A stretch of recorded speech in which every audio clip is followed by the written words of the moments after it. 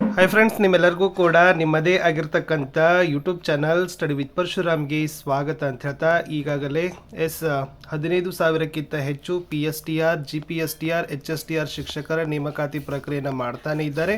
So ಖಂಡಿತವಾಗಿ ಈ ಪ್ರಕ್ರಿಯೆ ನಡೀತಾ ಇದೆ. ಈಗಾಗಲೇ ವೃಂದ ಮತ್ತು ನೇಮಕಾತಿ ನಿಯಮಗಳ ಬಗ್ಗೆ ಏನು ಮಾಡಿದ್ರು ಅಂದರೆ ಬಿಟ್ಟಿದ್ರು.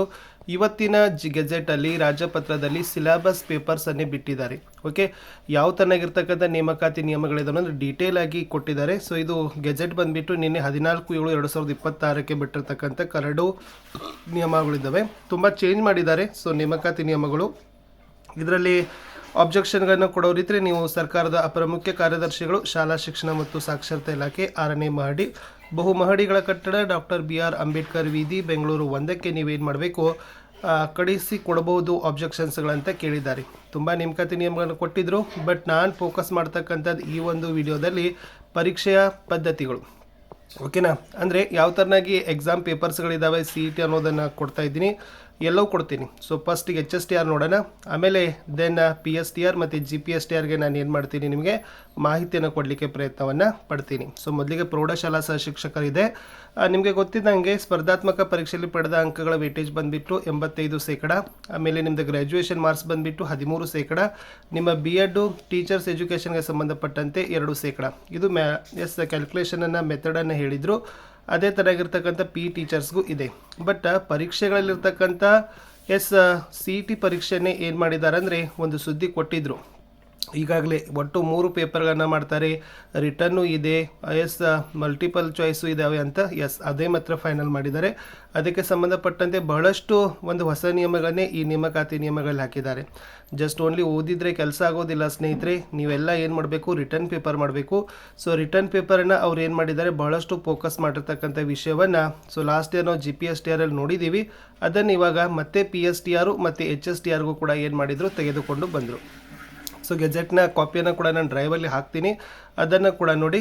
ಸೊ ಈ ಒಂದು ಹಂತದಲ್ಲಿ ಪ್ರೌಢಶಾಲಾ ಶಿಕ್ಷಕರಿಗಾಗಿ ನಾನು ಏನು ಮಾಡ್ತಾ ಇದ್ದೀನಿ ಅಂತಂದರೆ ನೋಡಿ ವಿದ್ಯಾರ್ಥಿ ಸೊ ಕೊಟ್ಟಿದ್ದಾರೆ ನಿಮಗೆ ಇಲ್ಲಿ ಎಷ್ಟು ಪೋಸ್ಟ್ ಮಾಡ್ತಾ ಇದ್ದಾರೆ ಅಂತಂದರೆ ಕಲ್ಯಾಣ ಕರ್ನಾಟಕದಲ್ಲಿ 2214, ಕಲ್ಯಾಣ ಕರ್ನಾಟಕೇತರದಲ್ಲಿ 2286, ಒಟ್ಟು 4500 ಟೀಚರ್ಸ್ಗಾಗಿ ಏನು ಮಾಡ್ತಾ ಇದ್ದಾರೆ, ಕಾಲಪ್ ಆಗ್ತಾ ಇದೆ. 4500 ತಯಾರಿ ಮಾಡಿ 6000 ಇತ್ತು, 5000 ಇತ್ತು, 5000 ಇತ್ತು, ಒಟ್ಟಾರೆ 4500ರವರೆಗೆ ಏನು ಮಾಡಿದ್ದಾರೆ, ತಂದು ಇಟ್ಟಿದ್ದಾರೆ. ಇದು ಹಿಸ್ಟ್ರಿ ಟೀಚರ್ಸ್ ಇದ್ದಾವೆ. ಕಲಾ ಶಿಕ್ಷಕರು ಯಾರೆಲ್ಲ ಆಗ್ತಿರೋರು ಅರ್ಥಶಾಸ್ತ್ರ, ಇತಿಹಾಸ, ರಾಜಕೀಯ ಶಾಸ್ತ್ರ, ಭೂಗೋಳ, ಸಮಾಜಶಾಸ್ತ್ರದಲ್ಲಿ ನೀವು ಏನು ಮಾಡಬೇಕು, ಕನಿಷ್ಠ 2 ವಿಷಯಗಳನ್ನು ಓದಲೇಬೇಕು. ಓಕೆ, 2 ಆಪ್ಷನ್ ಓದಲೇಬೇಕು, ಮತ್ತು BEd ಆಗಿರಬೇಕು. ಓಕೆನಾ. ಜೀವಶಾಸ್ತ್ರ, ಬಯೋಸೈನ್ಸ್ ಹೇಳಿದ್ದಾರೆ ನೋಡಿ, CBZ ಟೀಚರ್ಸ್ಗಾಗಿ ಅವ್ರೇನು ಹೇಳಿದ್ರು, ರಸಾಯನ, ಸಸ್ಯ, ಪ್ರಾಣಿಶಾಸ್ತ್ರ ಓದಬೇಕು, ರಸಾಯನಶಾಸ್ತ್ರ ಕಡ್ಡಾಯವಾಗಿ ಓದಬೇಕು, BEd ಕೂಡ ಆಗಿರಬೇಕು. ಓಕೆನಾ. ನೆಕ್ಸ್ಟ್ ವೆರಿ ಸಿಂಪಲ್ ಇದ್ದಾವೆ, ಅದನ್ನು ಕೂಡ ನಿಮಗೆ ಗೊತ್ತಾಗ್ತದೆ, ಅಷ್ಟೇನು ಭಾಳ ಇದನ್ನಿಲ್ಲ.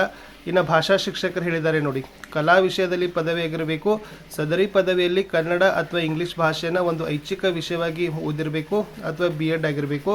ಯಾರು ಡಿಗ್ರಿಯಲ್ಲಿ ಆಪ್ಷನಲ್ ಇಲ್ಲ ಅವ್ರು ಏನು ಮಾಡಬೇಕು, ಸ್ನಾತಕೋತ್ತರ ಪದವಿ ಅಂದರೆ ಏನಾಗಬೇಕು, PG ಆಗಿರಬೇಕು. ಓಕೆನಾ. ಪಿ ಟೀಚರ್ಸ್ ಪೋಸ್ಟ್ಗಳನ್ನು ಕೊಟ್ಟಿದ್ದಾರೆ ನೋಡಿ. ಕಲ್ಯಾಣ ಕರ್ನಾಟಕದಲ್ಲಿ 319, ಕರ್ನಾಟಕೇತರದಲ್ಲಿ 131, 450 ದೈಹಿಕ ಶಿಕ್ಷಣ ಶಿಕ್ಷಕರ ಒಂದು ಕಾಲಪ್ ಆಗ್ತಾ ಇದೆ. ಅದನ್ನು ಕೂಡ ಅವ್ರು ಏನು ಮಾಡಿದ್ದಾರೆ ಅಂತಂದರೆ ಕೊಟ್ಟಿದ್ದಾರೆ. ಓಕೆನಾ. ಸೊ ಟೋಟಲಿ ಪೋಸ್ಟ್ ಆಯಿತು. ಇವಾಗ ನಾನು ಡೈರೆಕ್ಟಾಗಿ ನಿಮ್ಗೆ ಏನು ಬರ್ತೀನಿ ಅಂದರೆ CET ಪರೀಕ್ಷೆ ಮೆಥಡ್ಗೆ ಬರ್ತೀನಿ. ಸ್ಪರ್ಧಾತ್ಮಕ ಪರೀಕ್ಷೆ ವಿವರಗಳು ಅಂತ ಕೇಳಿದ್ದಾರೆ. ಸೊ ಪ್ರಾಥಮಿಕದ್ದು, ಆಮೇಲೆ GPSTRದು, ಆಮೇಲೆ ಕರ್ಕೊಂಡು ಬರ್ತೀನಿ. ಸೊ ಇವಾಗ ಮೇನ್ ಈ ವಿಡಿಯೋದಲ್ಲಿ ನಾನು ಫೋಕಸ್ ಮಾಡ್ತಾ ಇರೋದು ಪ್ರೌಢಶಾಲಾ ಶಿಕ್ಷಕರ ನೇಮಕಾತಿಗಾಗಿರ್ತಕ್ಕಂಥ ಒಂದು ಪರೀಕ್ಷೆಯ ನೇಮಕಾತಿ ವಿವರ. ಪ್ರೌಢಶಾಲಾ ಸಹ ಶಿಕ್ಷಕರು, ಅಸಿಸ್ಟೆಂಟ್ ಮಾಸ್ಟರ್.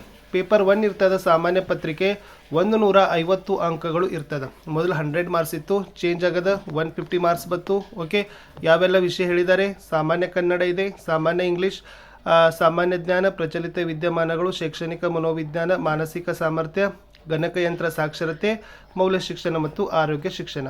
ಇದರಲ್ಲಿ ಎಷ್ಟೆಷ್ಟಿದೆ ಅನ್ನೋದರ ಮತ್ತೆ ಅವರು ಡೀಟೇಲ್ ಕೊಡ್ತಾರೆ.